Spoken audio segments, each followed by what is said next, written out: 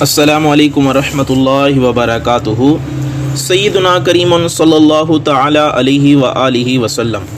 کل ہم نے پڑھا تھا سبق نمبر 1 اصطلاحات، آج ہے سبق نمبر 2 اور آج ہم پڑھیں گے مخارج کا بیان اور اس میں اصول مخارج ہم جانیں گے۔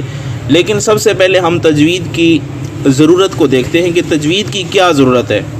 تجوید کی ضرورت کو ہم سب سے پہلے 3 حصوں میں تقسیم کریں گے۔ دیکھیں، تجوید کی ضرورت یہ ہے کہ ہم قرآن پاک کو صحیح طرح پڑھ سکیں، کیونکہ قرآن کریم کے 3 درجات ہیں۔ پہلا درجہ یہ ہے کہ تلاوت قرآن پاک، یعنی قرآن کریم کی تلاوت پر بندے کو عبور حاصل ہو جائے، بندہ اس کی تلاوت درست لب و لہجے سے کر سکے۔ نمبر 2، تفہیم قرآن۔ جب آدمی قرآن کریم کی تلاوت کے قابل ہو جاتا ہے تو پھر اس کے معانی اور اس کی تفسیر جاننے کی کوشش کرتا ہے، تاکہ اس سے ہمیں یہ فائدہ حاصل ہو کہ اللہ تعالی ہمیں کیا ارشاد فرما رہا ہے، کون سے کام کرنے کے اور کون سے کام نہ کرنے کا حکم ارشاد فرما رہا ہے۔ جب یہ چیز بندے کو پتہ چل جاتی ہے، پھر تیسرا حصہ قرآن کریم کا جو درجہ ہے وہ ہے عمل تعلیمات قرآن، یعنی قرآن کریم کی جو تعلیمات ہیں اس پر عمل کرنا۔ تو اس چیز سے ہمیں یہ پتہ چلتا ہے کہ تجوید کی جو ضرورت ہے ہم نے اس کو 3 حصوں میں تقسیم کر دیا ہے۔ پہلا تلاوت قرآن، دوسرا تفہیم قرآن اور تیسرا عمل تعلیمات قرآن۔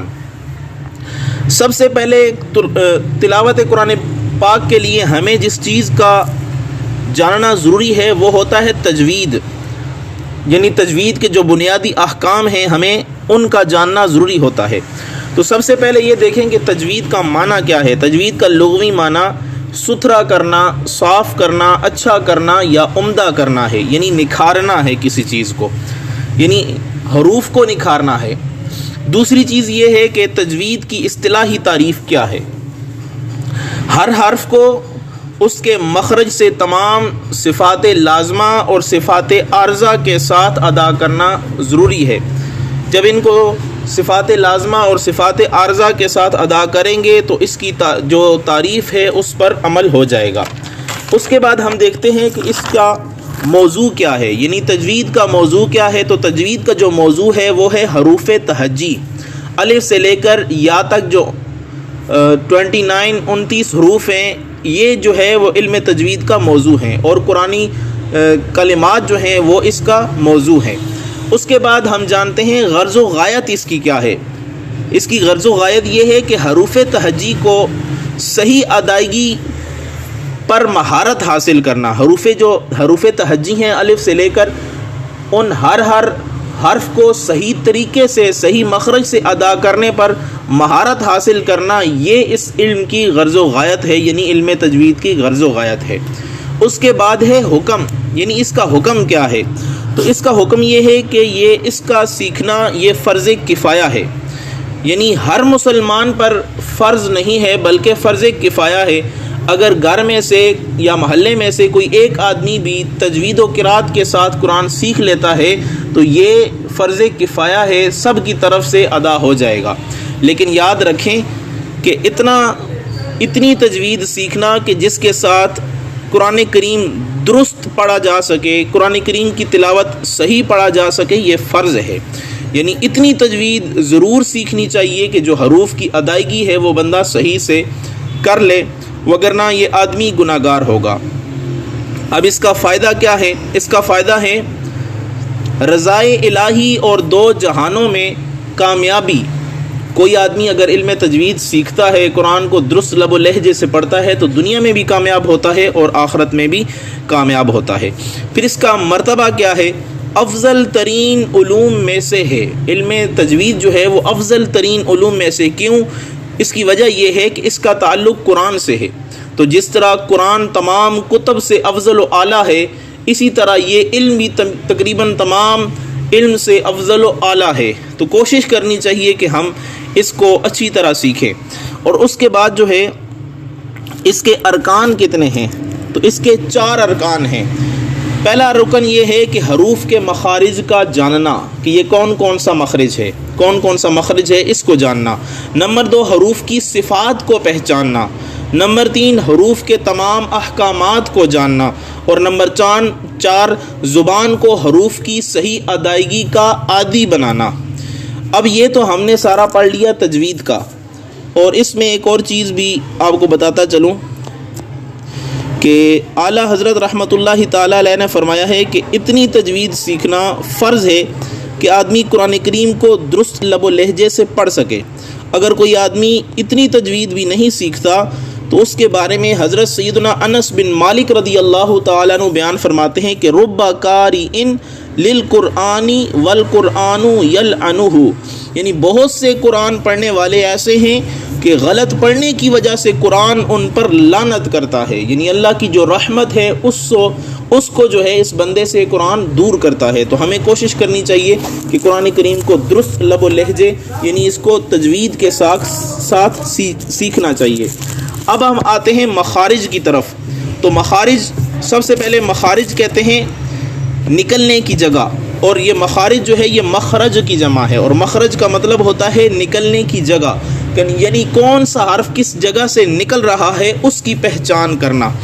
اب اس کی اصطلاحی تعریف یہ ہے کہ منہ کے وہ حصے جہاں سے حروف ادا ہوتے ہیں، اور وہ حصے جو منہ کے ہیں جہاں سے حروف ادا ہوتے ہیں وہ 5 ہیں، اور ان 5 حصوں سے جو حروف ادا ہوتے ہیں وہ ٹوٹل جو ہیں وہ 29 ہیں، یعنی 29 حروف ہیں، اور مخارج کی جو تعداد ہے وہ 17 ہیں۔ امام محمد بن محمد جزری شافعی رحمۃ اللہ تعالی علیہ فرماتے ہیں کہ مخارج الحروف 17 علی الذی یختارہ من اختبر۔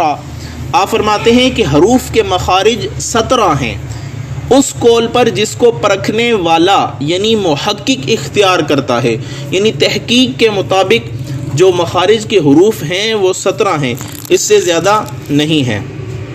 اس کے بعد ہم مخارج کی اقسام بیان کرتے ہیں۔ مخارج کی جو ہیں وہ 2 قسمیں ہیں، ایک ہے مخارج محققہ اور دوسری ہے مخارج مقدرہ۔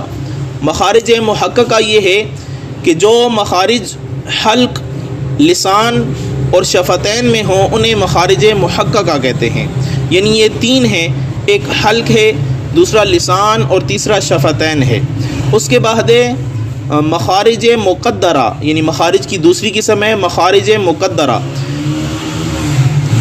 وہ مخارج جن کا تعلق حلق، لسان، شفتین سے نہ ہو، یعنی جس کا تعلق جوف دہن اور خیشوم سے ہو، ان کو ہم جو ہے وہ مخارج مقدرہ کہتے ہیں۔ مخارج مقدرہ ہمیں پتہ چل گیا کہ کتنے ہیں، 2 ہیں، کون سے؟ جوف دہن اور خیشوم۔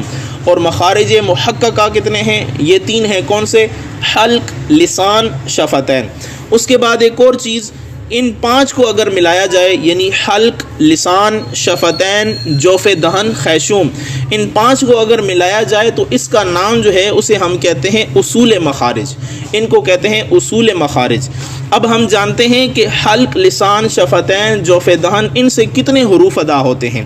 تو سب سے پہلے یہ جان لیں کہ جو مخارج محققہ ہیں ان میں جو 3 ہیں، حلق سے ٹوٹل 6 حروف ادا ہوتے ہیں۔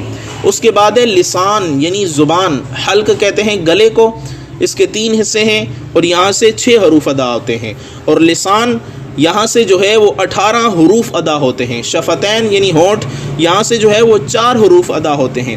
اور مخارج کی جو دوسری قسم تھی مخارج مقدرہ، اس میں جو خیشوم ہے وہاں سے غنہ ہوتا ہے، اور جو جوف دہن ہے یعنی منہ کا خالی جو حصہ ہوتا ہے خلا، اس سے 3 حروف ادا ہوتے ہیں۔ ان تمام کو ملائیں تو یہ بن جاتا ہے اصول مخارج۔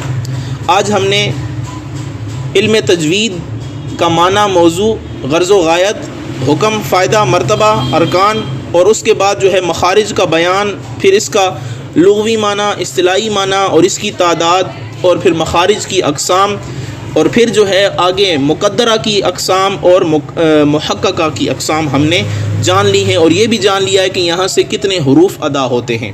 تو اب جو حروف ہیں الف سے لے کر یا تک ہم کوشش کریں گے کہ ہر حرف کو جو ہے اس کے مخرج سے ادا کرتے ہوئے ہم آپ کو بیان کریں کہ اس حرف کو، ہم آپ کے سامنے یہ بیان کریں گے کہ اس حرف کو کیسے ادا کرنا ہے، یعنی ان کے اصول آپ کے سامنے بیان کیے جائیں گے۔